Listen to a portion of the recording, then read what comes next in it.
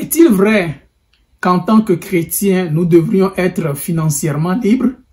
Oui, vous devriez avoir la liberté financière. Et il ne devrait même pas y avoir de doute là-dessus. Mais entendons-nous bien, je ne dis pas que la richesse financière est automatique pour quiconque est chrétien. Mais je dis bien que vous êtes supposé l'avoir en tant que chrétien. Et dans cette vidéo, je vais vous expliquer sur la base de la Bible pourquoi en tant que chrétien, vous devriez avoir la liberté financière. Vous savez, de l'Ancien au Nouveau Testament, la Bible regorge de promesses de prospérité pour tous ceux qui appartiennent au peuple de Dieu. Mais je vais juste utiliser deux passages bibliques qui attestent que quiconque appartient à Dieu ne devrait manquer en principe de rien. Au contraire, il devrait être prospère. Prenons notre premier passage dans l'Ancien Testament, Deutéronome 28, versets 1 à 13. Mais je vais lire juste les versets 1 et 8. Deutéronome 28, verset 1. Si tu obéis à la voix de l'Éternel ton Dieu, en observant et en mettant en pratique tous ces commandements que je te prescris aujourd'hui, l'Éternel ton Dieu te donnera la supériorité sur toutes les nations de la terre. Verset 8. L'Éternel ordonnera à la bénédiction. Certaines versions disent l'Éternel ordonnera à la prospérité d'être avec toi dans tous tes greniers et dans toutes tes entreprises. Il te bénira dans le pays que l'Éternel ton Dieu te donne. Amen. Certes, ces promesses ont été faites à la nation physique d'Israël et ceci pour la durée de sa vie dans le pays. Donc, en dehors de ce contexte, on ne devrait pas l'appliquer à un autre peuple.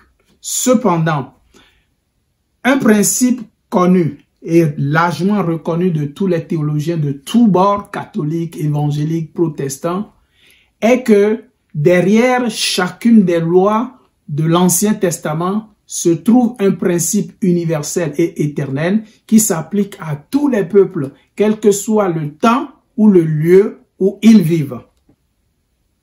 Et en Deutéronome 28, versets 1 à 13, Moïse instruit les enfants d'Israël sur comment obtenir les bénédictions matérielles de Dieu.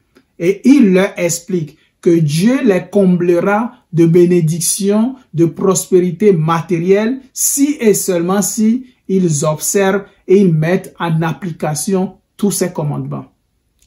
Même si aujourd'hui, nous ne vivons pas sous l'ancienne alliance, nous ne sommes pas le peuple physique d'Israël et nous ne vivons pas sur la terre d'Israël, ce passage nous montre qu'il y a un principe universel et intemporel de l'acquisition de l'abondance matérielle de Dieu. Et ce principe consiste à observer les lois fondamentales établies par Dieu. Ce principe a été repris par le Seigneur Jésus-Christ lui-même dans le Nouveau Testament. Un jour, il expliquait à ses disciples de faire attention de ne pas devenir esclaves de mammon et il leur disait « Ne vous inquiétez de rien. Ne vous inquiétez ni de ce que vous allez manger, ni de ce que vous allez boire, ni de ce que vous allez prendre pour vous habiller. » Et il leur dit en Matthieu 6, 33, « Cherchez premièrement le royaume et sa justice. Et toutes ces choses, toutes ces richesses vous seront ajoutées par-dessus. » Autrement dit, si nous cherchons prioritairement le royaume de Dieu et la justice du royaume de Dieu, Dieu nous donnera l'abondance matérielle. C'est ce que Jésus nous dit. Et posons-nous maintenant la question, c'est quoi la justice du royaume de Dieu? La justice d'un État, c'est le système de loi et de gouvernement sur lequel repose le fonctionnement de cet État. Et alors, la justice du royaume de Dieu, c'est l'ensemble des lois et des principes qui gouvernent le royaume de Dieu. Nous savons que Dieu a établi dans ce monde des lois universelles qui gouvernent la matière et l'énergie, par exemple. Nous connaissons la loi de la gravitation universelle de Newton. Quiconque lance un objet vers le haut va voir que cet objet va retomber sur le sol, ceci sous l'action de la pesanteur. Nous connaissons la loi de l'aérodynamique. Nous connaissons très bien le principe de la moisson. Si on veut moissonner des grains, on sème d'abord des grains. Et quiconque ne sème pas des grains de la bonne manière, dans les bonnes conditions, ne devrait en principe pas s'attendre à moissonner des grains. Aujourd'hui, dans la Nouvelle Alliance, ce principe universel de la prospérité matérielle, c'est que Dieu accorde les biens matériels à quiconque cherche, trouve et applique les lois et les principes qui gouvernent son royaume. Donc, les chrétiens qui méditent régulièrement la Bible et qui connaissent les lois de l'argent et les principes universels de la création de richesses devraient avoir une vie d'abondance. N'est-il pas écrit en Josué 1, verset 8, que ce livre de la loi ne s'éloigne point de ta bouche? Médite le jour et nuit pour agir fidèlement selon tout ce qui y est écrit. Car c'est alors que tu auras du succès dans tes entreprises. C'est alors que tu réussiras. Amen. Prenons notre deuxième passage dans le Nouveau Testament. 2 Corinthiens 9, verset 8. Et Dieu peut vous combler de toutes ses grâces, afin que, possédant toujours en toutes choses, de quoi satisfaire à tous vos besoins, vous ayez encore en abondance pour toute bonne œuvre. Le contexte de ce passage du Nouveau Testament est celui d'une collecte d'offrandes en faveur des frères de Jérusalem dont l'Église traversait à ce moment-là une famine.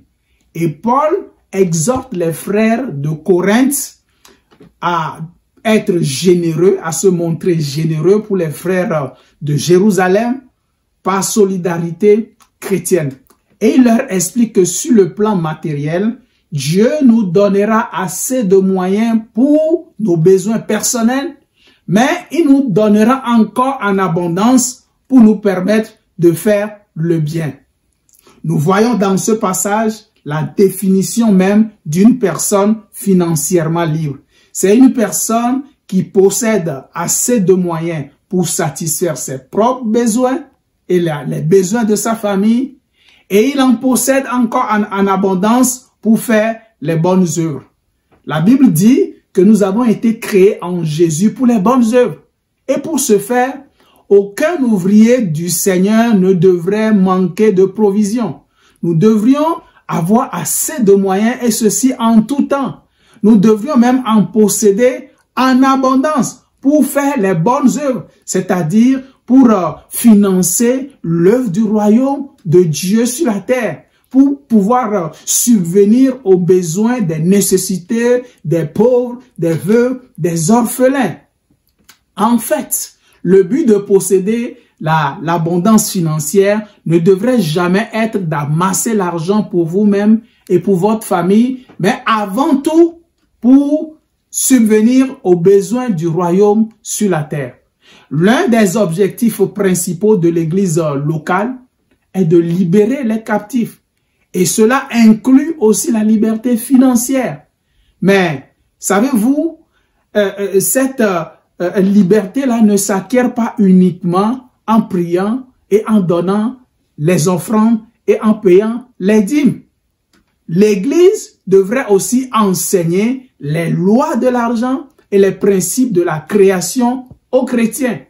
Dans les vidéos à venir, je vais enseigner 4 lois universelles de l'argent et 4 principes divins de la création de richesses tirés de mon livre « Les clés du royaume pour la liberté financière ». Je vous invite à vous abonner à notre chaîne YouTube et à activer la petite cloche de notification afin d'être informé de chacune de nos vidéos qui vont paraître 1 à 2 fois par semaine. À bientôt.